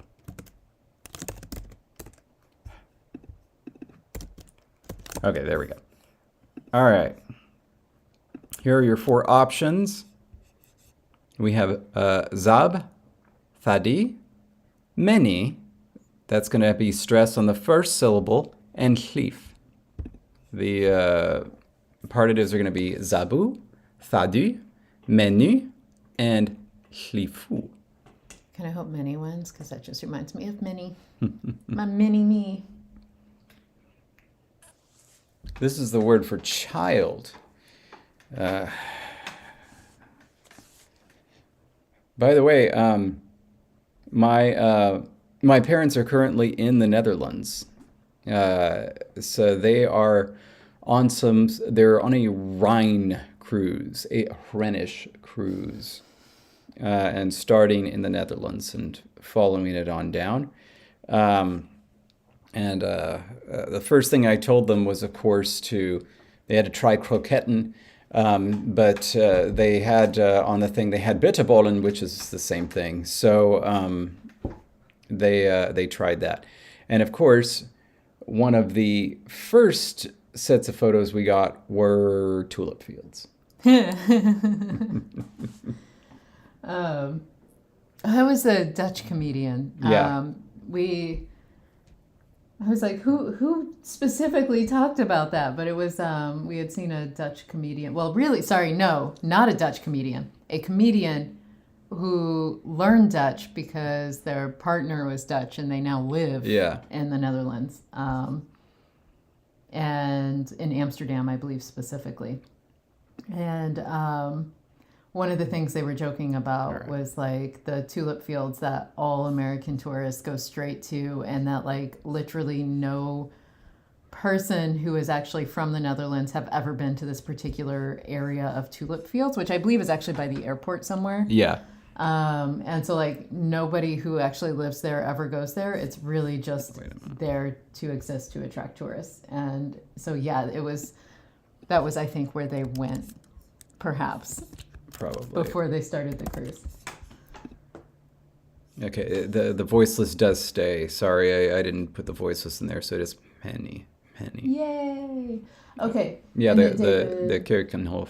Oh, by the way, Matthijs is saying that bitterballen are better than kroketten. They're the same, are they not? It's just their size. Kroketten are balls, and then kroketten are this size, and bitterballen are that size. Otherwise, what's inside them is identical, right? It's just a size thing, a size and shape thing. I was going to say something. Now I've forgotten. Very sorry, my fault. Did you see the IPA provided by? Okay, they have very nicely said that Yair is fine. Yair is fine. But is that a? I don't know what the little diacritic is underneath So, the like upside pasta. down R. Like I don't know how that. It's like a little line, like a little T. Yair. How? I'm just gonna say Yair. I mean, that's what is that? Retracted or something? Yair. Okay, so for Matthijs, it's a matter of the proportion of what you get in terms of filling to outside. And I think that what you mean then is you want the crispy outside more. Didn't we have bitterballen? Yeah. That one night, right? Mm-hmm. Yeah. I thought I was gonna sneeze and I didn't. I hope you all heard the sounds of David throwing a little tantrum over not sneezing as he left the room. It was very cute. You missed the visuals of it all. Oh, yes. Okay. More surface for the mustard, and that was another remark was gotta have the mustard. Mustard, yes, which I rather enjoy. The night we did get bitterballen at we were like out with some students who were showing us around and or just chatting with us, I guess. Didn't really show us around very far. But we went to this place to kind of sit and talk and whatnot, and we got bitterballen, and David tried to give away my little plates of mustard because he didn't want them, and so he was like, "Here, you guys can have them." And I was like, "Excuse me," because I like mustard, and so anyway, he tried to give it away. Okay, it's a uvular approximate. Oh, I am so sorry. I'm gonna have to just do a regular R. I really struggle with the uvulars. So in other words, that little diacritic means less like a fricative, more like an approximate. Yeah. I'll try, but.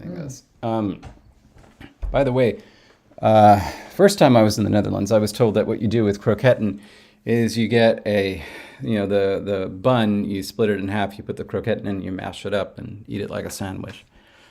I didn't prefer that. Too much bread. Not enough kroketten. Fair. All right, David. That is child. Okay. Indeed. Now we're ready to do the kinship term example.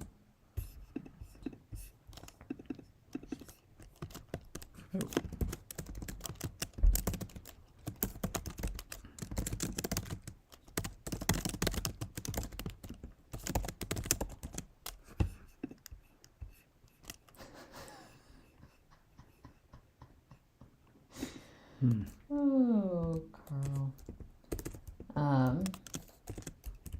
Carl once ate 3 chocolate pretzels and a bag of Doritos for dinner. Anything can be dinner if you want it to be bad enough. Oh, it's just 8 saltines.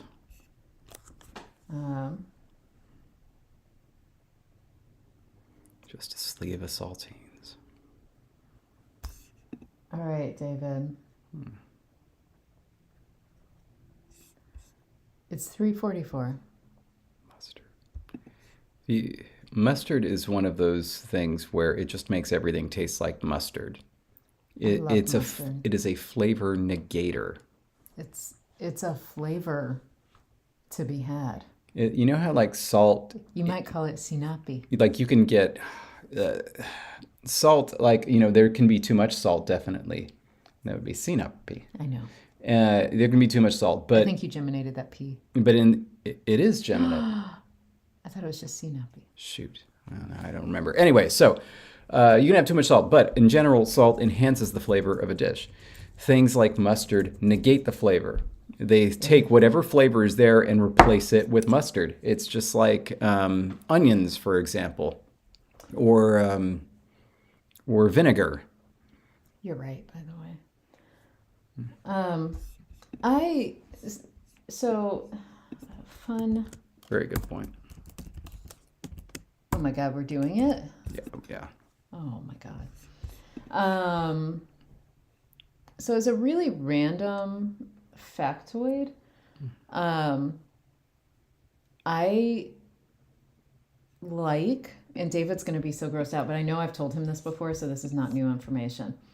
But like I legit like just plain old yellow mustard enough that like I could just have a piece of bread, put mustard on it, and then sprinkle sugar on it and eat it. I know David's gonna be making faces, but like my sister and I were talking about this because we're like, this is a really weird thing to enjoy eating, but we both do, and we both remembered it. And then my sister, who is older than me, and so has memories of things from when we were younger that she was old enough to remember things that I don't necessarily. And it most likely, 100% definitely, stems from when we went to the lady who was our babysitter when we were super, super small. Her way of saving money on feeding all the kids that she had in her house, because she was a babysitter for like a lot of people came to her house, like an informal daycare situation. And to save money on feeding us, used to just like slap some mustard on the bread and sprinkle sugar on it. And that was what we ate for snacks and stuff, sometimes even meals. And so I developed a taste for bread, mustard, and sugar. And it was not fancy mustard, just the yellow mustard. Probably not even French's. Probably like the Save-A-Lot brand mustard. And yeah, so that is a thing that I enjoy. And so no, I very much appreciate putting mustard on, like dipping bitterballen in mustard and whatnot. Oh, Miles. Later on, Carl. Remy is a mustard fiend. Nice. All right. So now ours is.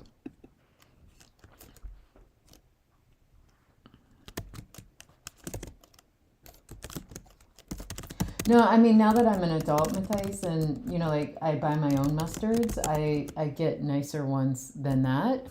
But like I'm just saying, like that's how much I like it. That I even like the yellow stuff that is really not quality mustard.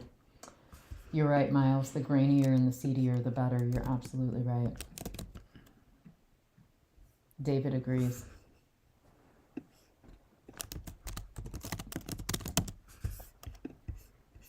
I mean, of course, an over-salted dish is going to lose because it's just too much salt. But I'm just saying, like, there is a right amount of salt that only adds to the flavor of a dish. Any amount of mustard is going to just negate flavor as up to its power.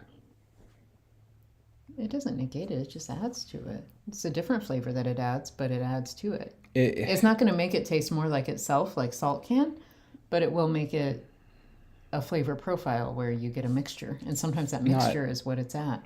Not really. It's like, what is a good example? It's like when you have tomato, I want to say, and then try to drink root beer. It negates the flavor, and you don't get it as much. And we all need to get on the MSG train.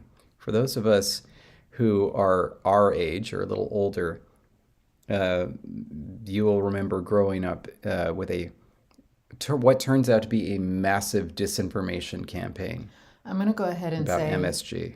That David also means you have to have been in certain positions geographically I had never heard of MSGs until I was in my 30s. Go on. Well, anyway, it was basically, it was like, which one is more dangerous to you, MSG or asbestos? Children of the 80s would say MSG because every place was saying, like, they just essentially made up stuff. Said like MSG causes cancer, it does this, it does that. It's like the most dangerous thing in the world. Turns out it was just absolutely all 100% false, completely made up. And actually has roots in racism. It was, first of all, wasn't MSG created by a black man, as I recall? And it was commonly associated with Chinese food. And yeah, so the whole no MSG thing came from essentially anti-Asian racism. It's crazy. But it was just crazy that it was just absolutely based on nothing, totally fabricated. Anyway. I am. Yep. I gotta say, though, like, if you live in a place that doesn't have any Asian restaurants, you didn't hear about it. I suppose so. No, and it is so, like, there are still people who claim they are allergic to MSG, and I don't know how much of that is true or how much of that is I have decided that's what I'm sensitive to in the food versus like an actual medical diagnosis. Well, there are parts of Missouri, McCain. So there's St. Louis, Kansas City, Columbia, but then there's Bland, where, I mean, there were what? How many restaurants did you have growing up? In town? Yeah. Well, there was the Mill, which was the bar / you could eat there. They served wings. The bowling alley served food. I'm trying to think of straight up restaurants that were there when I was actually growing up. Yeah. Kind of blanking. Still dying. I don't think there was much more than that. It's a very different life experience. We got our first fast food restaurant when I was 11. That was a Hardee's. That was very exciting. But yeah, I mean, now there are more. So now where my hometown is, there are more restaurants. There were a couple places that were like just no name locally owned places that you would never have heard of, that were like mozzarella stick kind of diner food, but by my taste bud standards at the time was amazing. So yeah, there are things like that, but yeah.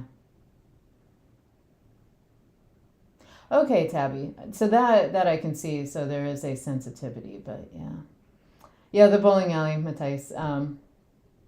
Yeah, that was, you could go get food there. It's very smoky though, because they didn't stop the whole smoking in bowling alley things until much later, because they technically could claim they weren't actively a restaurant, and so they allowed smoking for much longer. Wow. It just happened, All right. I do have an idea for the poll. We can get rid of this now. And then, yeah. I mean, that's not exactly palpable, but I will understand. My idea is pronouns. Ooh. For the poll. We haven't even touched them.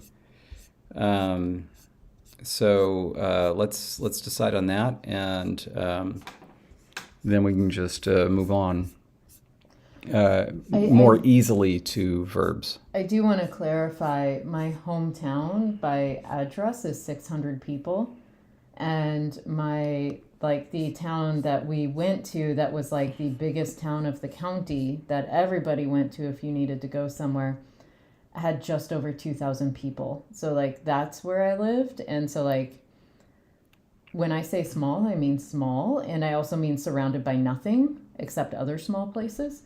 And so like now where that bigger town of the county has like 2,500 people now, they do have more restaurants. They do have more stuff there now. It's just like it wasn't there when I was growing up. Like now there's a Mexican restaurant too, actually, that David would not eat at ever. Certainly. And yeah, so like there is stuff now, and I think there is actually like a a place that serves Asian food, like in a buffet style, now. But again, when I was growing up, it just wasn't there. Also, I'm looking at Matthijs being like, even in Groningen. It's like, I've been to Groningen. I've been to Bland. No comparison. Give me a break. Groningen is huge compared to Bland. And even compared to like Owensville, which is, The biggest town. the biggest town, Yeah. It is very rural. I tried to mentally prepare David for it before he went the first time, but I don't think anything really did. Let's see. Close associations versus creations. So that wouldn't be home or damn or den. What about just a word for name? Oh, like coming up with a word now? Sorry, I didn't know if we were going to nail down what about pronouns would be in the poll. No. Okay. Let's just keep doing this. Okay. Name is a very tricky concept. I'm not sure. It's often got such simple words. Let's see. Yeah, like it just our word name comes from the Proto-Indo-European word name. Does Finnish come from the same? Was it borrowed? Yeah, it was borrowed. Maybe? Yep. Let's see what we got. There's ism in Arabic. Let's see where ism comes from. From Proto-Afroasiatic name. Okay. But let's see. Oh, words relating to highness. That's interesting. Let's see what else we got. Oh, okay. Matthijs is saying it's a Leipzig-Jakarta list word, which means it is, in general, a basic word in a lot of languages. Otherwise, they wouldn't include it as one to look at to compare. Yeah. And so, let's come up with name then. Oh, I do love Gina. I love that word. From From Swahili. Yeah, just name all the way back. So, in reference to that, then, Vina could be the word that I throw out as my suggestion. What was it? Vina, Vina. Let's start it. This will be the last thing. Shall our word or name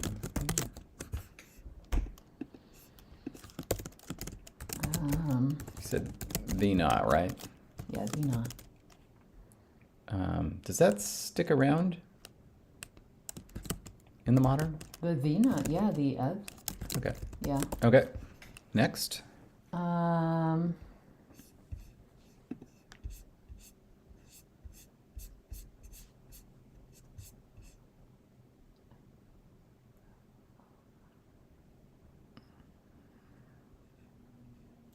We could have Auni, which reduces to Oni, which we have our very own Oni in stream sometimes. Yeah. I don't think Oni is here today. Like that.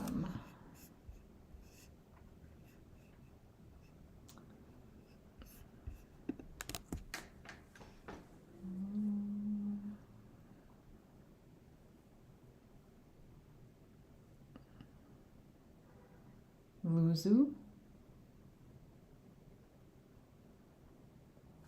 Oh yeah, all these going back to protoforms. It just seems like such a complex concept, and yet here we have it. It's so complex that they just give up. They're like, let's just make a word for it. And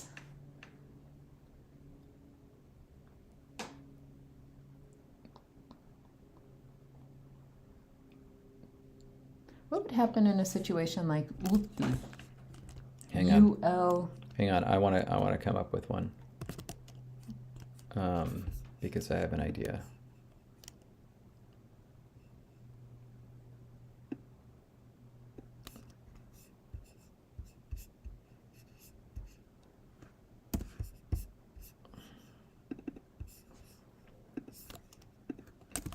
You know, it really is funny what people consider a city, because it really depends on where you're from about how you think about city.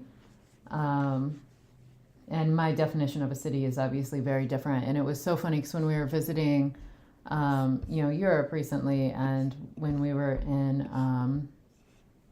Nijmegen, did I say it right? They seem to say Nijmegen. Yeah, they dropped the They N. dropped the N. Nijmegen. When we were there, they kept apologizing for like how small it is, and and like basically saying like, we realize you're not in like an Amsterdam or something that has all the amenities that they associate with cities. And I was walking around like, oh my God, this is a city. Like, yeah, I get like it's compact. Like you could walk the entire thing from end to end in a day. Not that you would see all the sites within it, but like you could literally walk the entire thing, without the outskirts, without the parts around it, of course, but the actual city proper. But like to me, it was like that. This is city. Like there is plenty here. There is everything I could want, except that one night when we couldn't find a seafood restaurant that was open, because apparently that was the night that most restaurants were actually closed. Yeah. And so anyway, except for that. And then we found out too, it was like apparently date night. And like, if you didn't have a reservation for the restaurants that were open, they were like, really? You think you want to get a table right now? Now that is city, when you need a reservation to show up at a restaurant, because we did not have a reservation. And luckily one restaurant took pity on us and put us at this tiny little table that I think they had pulled from their storage closet and just set in the middle of the floor and said, you can sit here. And so we did. And it was delightful food, but it was a very cramped space because we did not have a reservation. All right. Now we're going to get I'm going to write this. Oh, name is Son.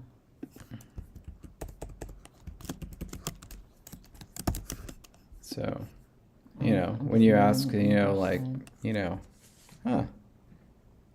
why did your parents name you that? Because they like the son of it.